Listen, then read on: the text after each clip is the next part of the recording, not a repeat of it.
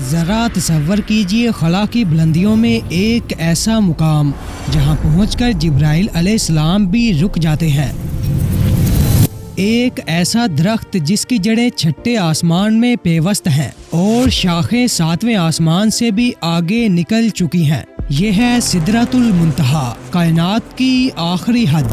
کیا آپ جانتے ہیں کہ زمین پر بہنے والے مشہور دریا نیل اور فرات کا پانی دراصل اسی مقام سے آتا ہے؟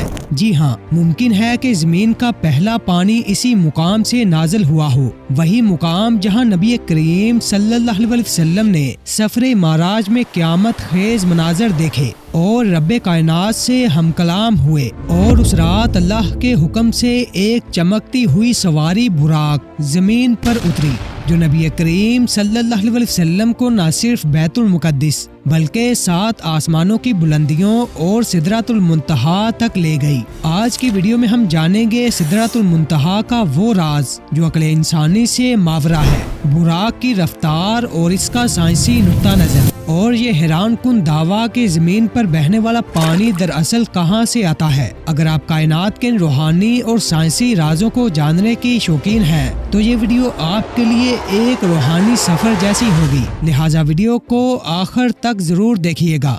اگر ہم آپ سے پوچھیں کہ دنیا کی تاریخ میں سب سے تیز رفتار سواری کیا ہو سکتی ہے تو یقیناً آپ کا جواب جدید طرز کی گاڑی، ٹرین یا جہاز ہی ہوگا۔ لیکن یہاں یہ بات جان کر آپ کو حیرت ضرور ہوگی کہ آج سے 1400 سال پہلے ایک سواری ایسی بھی تھی جس کی رفتار بجلی سے بھی تیز تھی، اور اس سواری کا نام براق تھا۔ یہی وہ سواری تھی جس پر سوار ہو کر اللہ کے رسول محمد مصطفیٰ صلی اللہ علیہ وسلم سفر معراج پر گئے تھے۔ معراج کا واقعہ انسانی تاریخ کا ایک انوکھا اور حیران کر دینے والا واقعہ ہے جس کے بارے میں جان کر انسانی عقل دنگ رہ جاتی ہے۔ اگر انبیاء کرام علیہ السلام کی تاریخ پر نظر ڈالی جائے تو معلوم ہوتا ہے کہ اللہ پاک نے اپنے نبیوں اور پیغمبروں کے ہاتھوں مختلف قسم کے معجزات دکھائے تاکہ ان کی قوموں کو ان کے سچے ہونے کا یقین ہو جائے۔ جیسے کہ حضرت موسیٰ علیہ السلام کی امت جادو میں کمال رکھتی تھی، اس لیے اللہ پاک نے بھی موسیٰ کو جادو کا توڑ کرنے کے معجزات عطا کیے۔ اسی طرح حضرت عیسیٰ علیہ السلام کے زمانے میں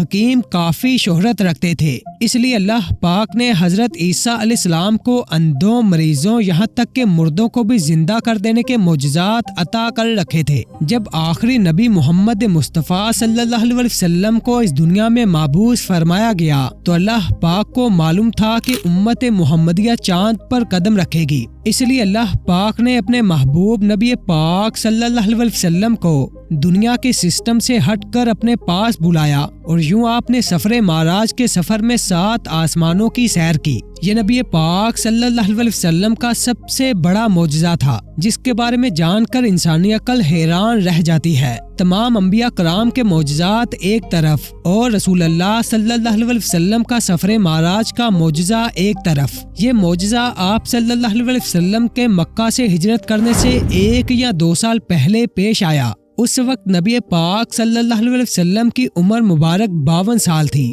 اور یہ معجزہ 27 رجب کی رات پیش آیا تھا۔ اس معجزے کے متعلق نبی پاک صلی اللہ علیہ وسلم نے خود ارشاد فرمایا کہ مجھ پر نیند کا اثر تھا کہ ایک فرشتہ میرے پاس تشریف لایا، اس نے میرا سینہ چیرا اور میرے دل کو نکال کر غسل دیا، پھر دوبارہ اندر رکھ دیا۔ پھر میرے پاس ایک سواری لائی گئی جو گدھے سے بڑی تھی، اس کا رنگ سفید تھا اور اسے براق کہا جاتا تھا۔ پھر مجھے اس پر سوار کروایا گیا۔ روایات میں آتا ہے کہ حضور نبی پاک صلی اللہ علیہ وسلم براق پر سوار ہو کر بیت المقدس پہنچے اور اسے ایک جگہ باندھ دیا۔ اس کے بعد نبی پاک صلی اللہ علیہ وسلم مسجد اقصی میں تشریف لے گئے جہاں حضرت آدم علیہ السلام سے لے کر حضرت عیسیٰ تک پیدا ہونے والے تمام انبیاء کرام پہلے سے آپ کی آمد کے منتظر تھے۔ چنانچہ آپ صلی اللہ علیہ وسلم نے تمام نبیوں کی امامت کی اور نماز ادا کی۔ نماز کے بعد آپ دوبارہ براق پر سوار ہوئے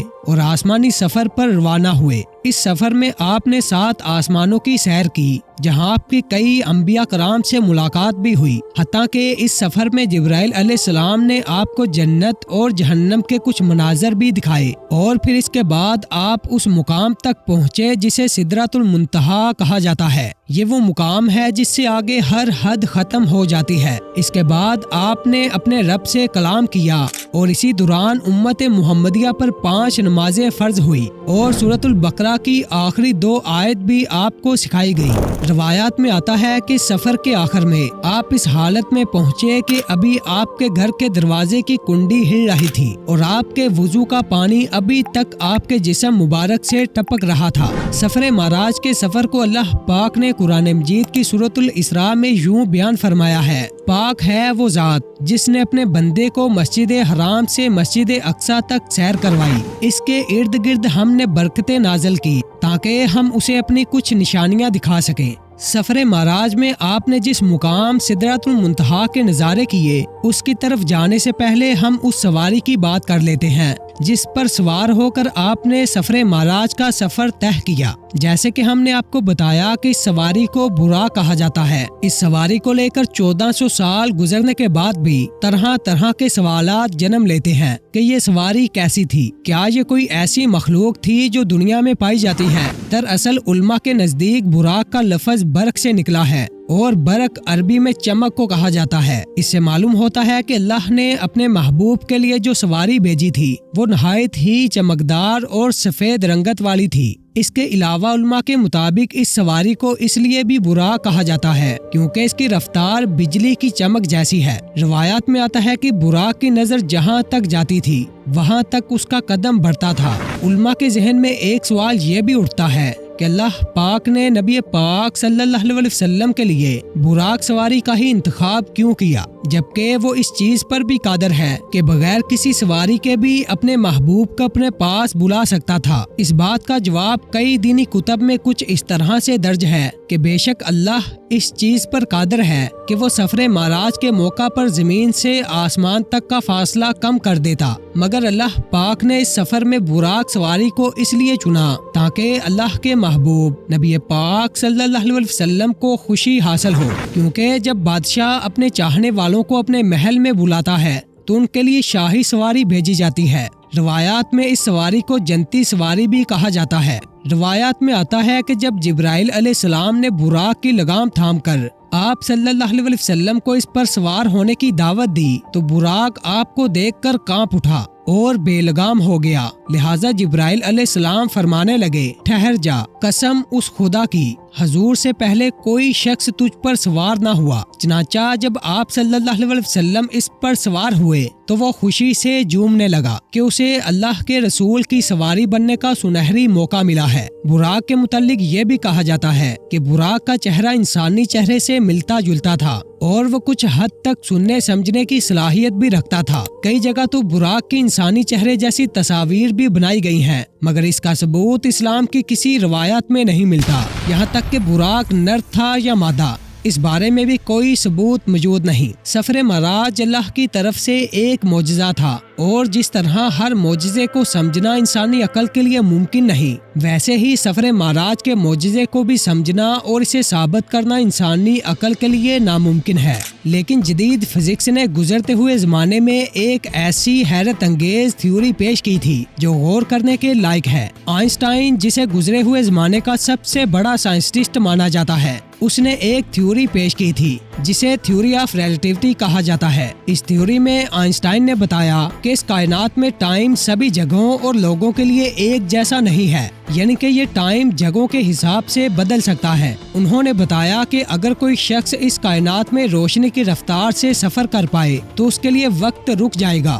آئنسٹائن نے اس کی مثال دیتے ہوئے ایکسپلین کیا کہ اگر کوئی شخص کسی ایسی سواری میں سفر کر رہا ہو جس کی رفتار لائٹ کے برابر ہو تو اس کے لیے ٹائم رک جائے گا، اور جب وہ شخص کئی سالوں بعد زمین پر واپس آئے گا تو زمین پر چند سیکنڈ ہی گزرے ہوں گے۔ اب اگر غور کیا جائے تو سفر معراج کے موقع پر نبی پاک صلی اللہ علیہ وسلم کی سواری براق کی رفتار بھی روشنی کے برابر ہی تھی۔ اسی لیے جب نبی پاک صلی اللہ علیہ وسلم بھی 7 آسمانوں کی سیر کر کے واپس زمین پر تشریف لائے تو زمین پر چند سیکنڈ ہی گزرے تھے اور یوں آپ نے کئی سالوں کا سفر چند سیکنڈ میں طے کر لیا تھا۔ سفر معراج کے موقع پر براق سواری کے متعلق تو آپ نے جان لیا، اب بات کرتے ہیں سدرۃ المنتہا، یعنی کہ اس مقام کے بارے میں جہاں سے آگے کسی بھی مخلوق کو جانے کی اجازت نہیں۔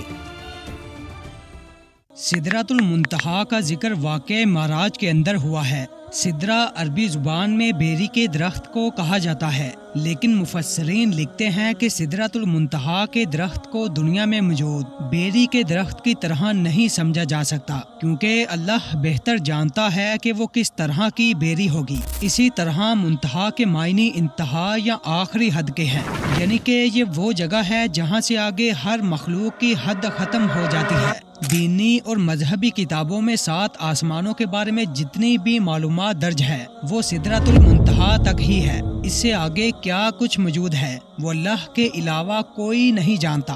اللہ کے رسول نبی پاک صلی اللہ علیہ وسلم وہ واحد عظیم ہستی ہیں جنہوں نے سدرۃ المنتہا سے آگے کا سفر کیا، کیونکہ آپ کے علاوہ آج تک کوئی بھی اس مقام سے آگے تک نہیں جا پایا اور نہ ہی کبھی کوئی جا پائے گا۔ روایات میں آتا ہے کہ سفر معراج کے موقع پر جب نبی پاک صلی اللہ علیہ وسلم 6 آسمان تک پہنچے تو آپ نے ایک ایسے درخت کو اپنے سامنے پایا جس کی جڑیں 6 آسمان پہ اور شاخیں 7ویں آسمان پر موجود تھی۔ اس درخت پر لگے پھل مقام حجر کے مٹکے جیسے تھے اور پتے ہاتھی کے کانوں جیسے۔ حجر دراصل قوم عاد کی مملکت کا دارالسلطنت تھا۔ اس جگہ کے پتھر اور مٹی سے بنی ہوئی چیزیں کافی مشہور تھی۔ کہا جاتا ہے کہ 17ویں صدی میں شام، لبنان اور روم جیسے علاقوں میں سدرہ نامی ایک درخت پایا جاتا تھا، مگر دنیا کی بدلتی ہوئی آب و ہوا کی وجہ سے 19ویں صدی میں اس درخت کی نسل ختم ہو گئی۔ ماہر نباتیات اس درخت کی اونچائی 150 فٹ اور گولائی 40 فٹ تک لکھتے ہیں۔ کہا جاتا ہے کہ اس درخت پر اگنے والے پھل حجر کے مٹکوں جیسے تھے۔ اس تاریخی درخت کے متعلق ماہرین لکھتے ہیں کہ اس زمانے میں جو بھی اس درخت کو دیکھتا وہ حیرت میں ڈوب جاتا تھا۔ کتاب بائبل میں بھی اس عظیم درخت کا تذکرہ ریز کے نام سے کیا گیا ہے، یہاں تک کہ حضرت موسیٰ اور حضرت عیسیٰ علیہ السلام کے ارشادات میں بھی اس درخت کا تذکرہ نہایت ہی ادب و احترام کے ساتھ ملتا ہے۔ کتاب زبور میں بھی اس درخت کا تذکرہ موجود ہے، جسے ٹری آف دی لارڈ کا نام دیا گیا ہے، یعنی خدا کا درخت۔ یہ بھی کہا جاتا ہے کہ حضرت سلیمان اور حضرت داؤد علیہ السلام نے اپنی عبادت گاہیں اور محلات اسی درخت کی لکڑیوں سے بنوائے تھے۔ سدرہ نامی اس درخت کی لکڑیوں میں اتنی چمک اور خوشبو تھی کہ اس کی لکڑی سے بنی عبادت گاہیں ہر وقت خوشبودار اور صاف ستھری رہتی تھی، اور حیرت انگیز طور پہ 400 سال گزرنے کے باوجود بھی ان پر موسم یا کسی بھی خراب چیز کا کوئی برا اثر نہ پڑتا تھا۔ شام، لبنان اور یونان جیسے ملکوں کے علاوہ اس قسم کا سدرہ نامی یہ درخت ہندوستان کے ہمالیہ سلسلوں میں بھی پایا جاتا تھا، اور اس درخت کو ہندوستان میں دیوتا کا درخت بھی مانا جاتا تھا۔ اسی طرح سعودی عرب میں بھی سدرہ کے اس درخت کو ازرا کہا جاتا تھا۔ دراصل اس قسم کے درخت ایک ہی نسل سے تعلق رکھتے تھے، اور اسی نسل میں بیری کا درخت بھی شامل ہے۔ اسی لیے اسلام سے پہلے بیری کے درخت کو عربی کتابوں میں سدرہ کہا جاتا تھا۔ آسان اور مختصر الفاظ میں آپ یوں سمجھ لیں کہ سدرہ نامی درخت قدیم دور کا ایک نایاب اور اہم درخت سمجھا جاتا تھا، لیکن سدرۃ المنتہا نامی وہ درخت جس کی جڑیں 6 آسمان اور پھیلاؤ 7ویں آسمان پر موجود ہے، وہ ان دنیاوی بیری کے درختوں جیسا بالکل نہیں، کیونکہ سدرۃ المنتہا وہ عظیم درخت ہے جس کا مقابلہ دنیا کا کوئی درخت نہیں کر سکتا۔ حضرت عبداللہ ابن مسعود فرماتے ہیں کہ سدرۃ المنتہا 6 آسمان پر موجود ہے۔ زمین سے جو کچھ بھی اوپر کی طرف بھیجا جاتا ہے وہ سدرۃ المنتہا کے مقام پر آ کر رک جاتا ہے، پھر ان چیزوں کو فرشتے موصول کرتے ہیں اور اس طرح فرشتے ان چیزوں کو اوپر تک پہنچاتے ہیں۔ اسی طرح اوپر سے آنے والی چیزیں بھی سدرۃ المنتہا کے مقام پر آ کر رک جاتی ہیں اور پھر انہیں نیچے سے موصول کیا جاتا ہے۔ مفسرین لکھتے ہیں کہ سدرۃ المنتہا کے قریب ہی جنت المأوی ہے۔ یہ جنت کا سب سے اعلیٰ ترین مقام ہے۔ کہا جاتا ہے کہ یہی وہ مقام ہے جہاں شہیدوں کی روحوں کو ٹھہرایا جاتا ہے۔ روایات میں آتا ہے کہ سدرۃ المنتہا کے ہر ایک پتے پر فرشتہ کھڑا ہے جو ہر وقت اللہ کی تسبیح بیان کیے ہوئے ہیں اور اس درخت کی شاخوں اور پتوں پر سبز رنگت والے نایاب پرندوں کا ہجوم بیٹھتا ہے۔ بعض علماء اس سبز رنگت والے پرندوں کے متعلق لکھتے ہیں کہ دراصل وہ پرندے انبیاء کرام علیہ السلام اور اولیاء کرام علیہ السلام کی روحیں ہیں۔ سدرۃ المنتہا وہ عظیم درخت ہے جس کے تنوں کی چوڑائی 72 سال کے سفر کے برابر ہے اور ایک سوار اس کی شاخوں کے سائے میں 100 سالوں تک بآسانی سفر کر سکتا ہے۔ اس درخت کے متعلق نبی پاک صلی اللہ علیہ وسلم نے فرمایا کہ سدرۃ المنتہا کے درخت کی جڑ سے 2 ظاہری نہریں نکلتی ہیں اور اس درخت کے تنوں سے 2 باطنی نہریں۔ سفر معراج کی رات نبی پاک صلی اللہ علیہ وسلم نے جب سدرۃ المنتہا کے درخت سے جاری ہونے والی ان 2 نہروں کو دیکھا تو جبرائیل علیہ السلام سے فرمایا،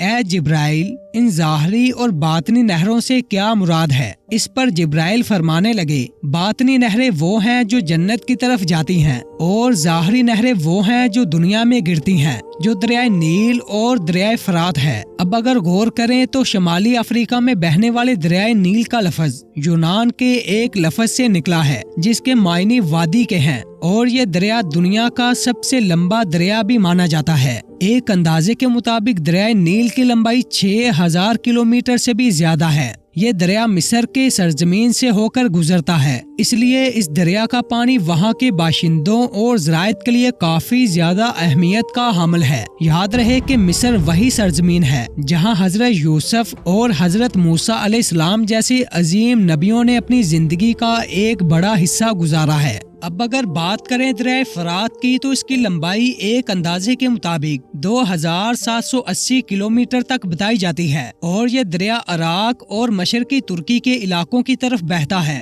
یہ وہی دریا ہے جہاں نبی پاک صلی اللہ علیہ وسلم کے نواسے اور جنت کے جوانوں کے سردار امام حسین علیہ السلام کو کربلا نامی مقام پر شہید کیا گیا تھا، اور روایات کے مطابق اللہ کے رسول نبی پاک صلی اللہ علیہ وسلم نے قیامت کے نزدیک دریائے فرات سے ہی سونے کے خزانے اور سونے کے پہاڑ دریافت ہونے کی پیشن گوئی فرمائی ہے۔ اس میں کوئی شک نہیں کہ سدرۃ المنتہا جیسا عظیم درخت ہماری زمین سے کھربوں نوری سال کے فاصلے پر موجود ہے، لیکن سوال یہ ہے کہ اس درخت سے نکلنے والا پانی ہماری زمین پر موجود دریائے نیل اور دریائے فرات تک کیسے پہنچ رہا ہے؟ اب اگر سائنسی دنیا کی طرف نظر دوڑائی جائے تو ہماری زمین پر پانی کہاں سے آیا؟ سائنسدانوں کے لیے یہ ہمیشہ سے ایک بڑا سوال بنا رہا ہے۔ کچھ سائنسٹسٹ کا ماننا ہے کہ ہماری زمین پر پانی تب سے موجود ہے جب سے یہ زمین وجود رکھتی ہے، جبکہ جاپان کے کچھ سائنسدانوں کی حالیہ تحقیق کے مطابق یہ بات سامنے آئی کہ شاید ہماری زمین پر پانی آج سے اربوں کھربوں سال پہلے خلا سے آنے والے کسی شہاب ثاقب کے گرنے سے آیا تھا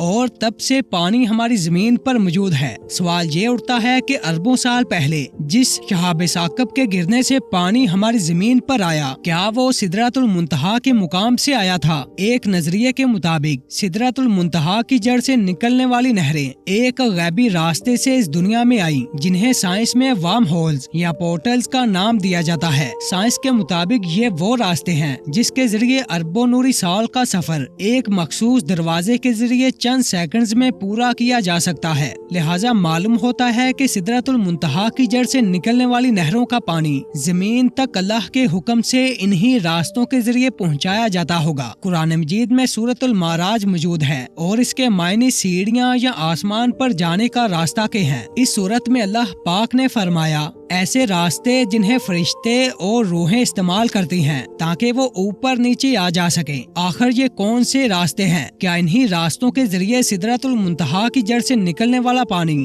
زمین پر دریائے نیل فرات تک پہنچتا ہے؟ بے شک اس کا علم صرف اللہ ہی کے پاس ہے، اور اگر آپ اس قسم کے اسلامی سائنسی اور روحانی موضوعات میں دلچسپی رکھتے ہیں تو چینل کو لازمی سبسکرائب کر لیں تاکہ ہماری اگلی ویڈیوز بھی آپ تک سب سے پہلے پہنچ سکیں۔